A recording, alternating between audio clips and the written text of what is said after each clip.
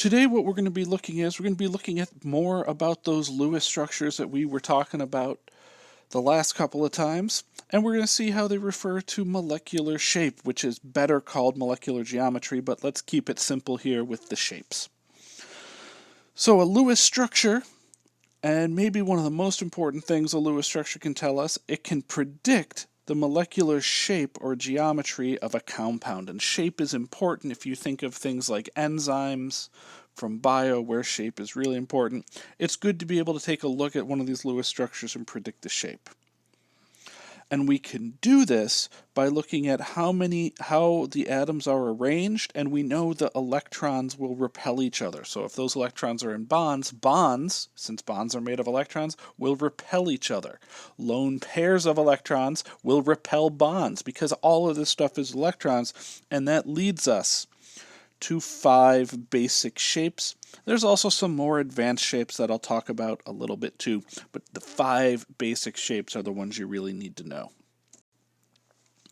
These 5 basic shapes can be seen here. The first one is a linear shape. It forms a line.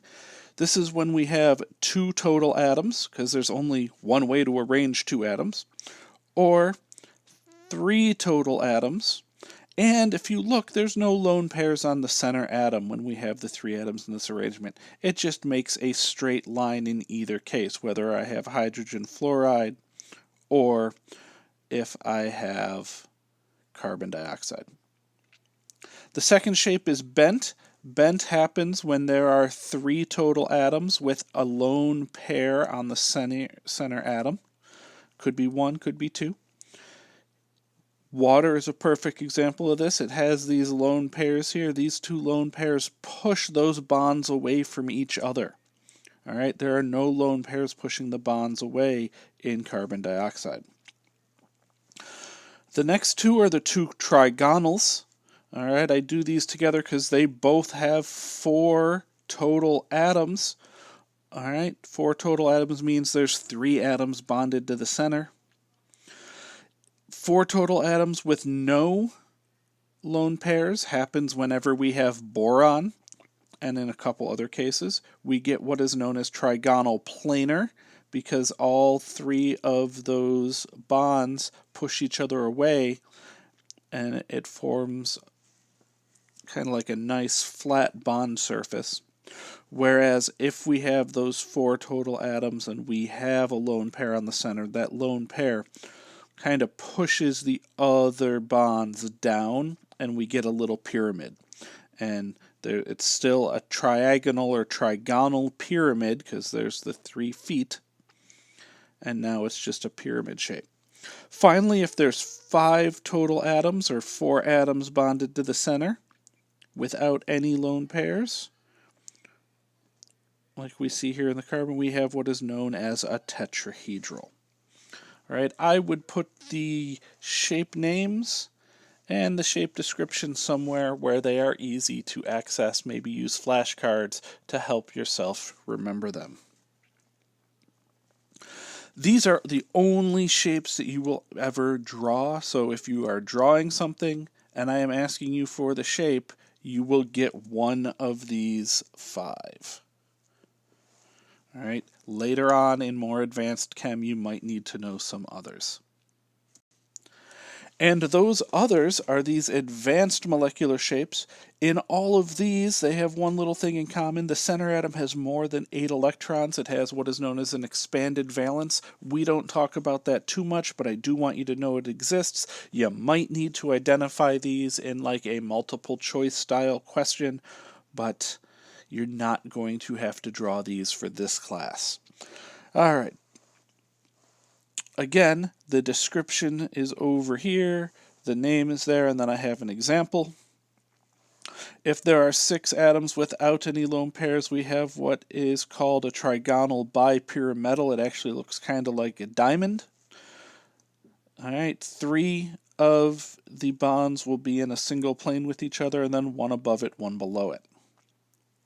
If we have 5 total atoms with a lone pair on the center, we have what is known as a seesaw, and it looks kind of like, a seesaw that you would find at a playground. It's hard to see in this picture, but you'll be doing a lab making models that will help you see this. 4 total atoms with 2 lone pairs. Remember, 4 total atoms with 1 lone pair was trigonal pyramidal. 4 total atoms with 2 lone pairs gives me what is known as a T-shaped, and it's because it actually looks like the letter T. 6 total atoms with a lone pair gives me a square pyramidal. We got 4 atoms all in one plane, making the square, and then 1 atom above it, making it into a square-shaped pyramid instead of a triangular pyramid, like we saw when there were 4 total atoms with 1 lone pair. 5 total atoms with 2 lone pairs gives us just those 4 square atoms all in the same plane. We get square planar. And then if we have 7 total atoms, so a center atom with 6 atoms bonded around it, we get a shape known as the octahedral. All right, and those are the advanced shapes. Again, you may see one of these on like a multiple choice thing. They are not that big or that important to know. I just want you to know that they exist. 32 electrons are in my drawing. Now I need to go in, I need to add up the valence electrons of a carbon, 2 bromine, and 2 chlorine. The carbon has 4 valence electrons. Each of the 2 bromines have 7.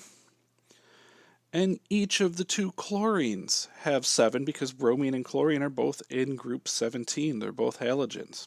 4 plus 7 plus 7 plus 7 plus 7 is 32 electrons. So there are 32 electrons available. There were 32 electrons drawn. I now take 32 and subtract the 32 that I drew. I get 0 electrons, so my picture is good. Now we just got to analyze the picture.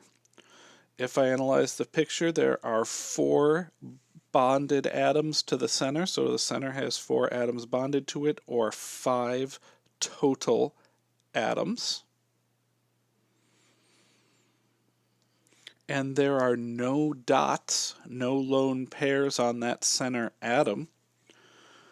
So now I just have to go double check my chart. What has 5 total atoms, no lone pairs? Well, that is called a tetrahedral. All right, we're going to mosey on down to nitrogen tribromide. Nitrogen tribromide has nitrogen in the center with 3 bromines around it, so we're going to single bond that nitrogen to each of the 3 bromines. All those bromines have 1 bond, so they all need 6 dots to give them 8 electrons. And that nitrogen has 3 bonds, so it needs 2 dots to get to 8 electrons. Remember, each bond is 2 electrons. I have a total of 2, 4, 6, 8, 10, 12, 14, 16, 18, 20, 22, 24, 26 electrons have made my drawing.